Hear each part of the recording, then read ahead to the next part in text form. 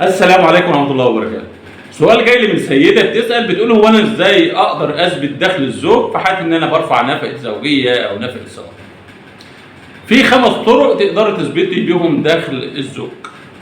أول طريقة وهو لو كان موظف عام أو موظف في مكان ثابت، ففي الحالة ديّة حضرتك بتحصلي على مفردات المرتب وبتقدميها للقاضي اللي بينظر القضية طبعًا بناءً على تصريح محكمة.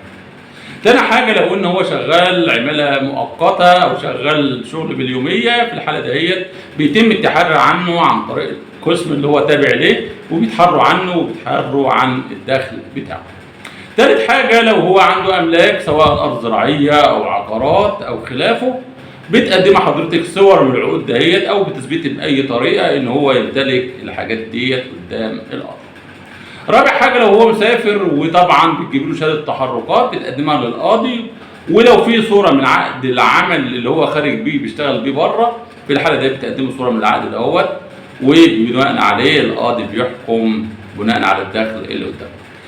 خامس حاجة والأخيرة وهو لو تعذّر ده كُلّه، ففي الحالة دهيّة القاضي بيحيل القضية للتحقيق، وأنت حضرتك بيبقى مطالب منِّك إنّك تجيبي شهود، الشهود دُولة يثبتوا دخل الزوج. ديّة حالات كلّها بتلجئي لها الزوجة أو بتلجأ لها الزوجة في حالة إنها تثبت دخل الزوج، سواء وهي بترفع دعوى نفقة زوجية أو دعوى نفقة للصغار.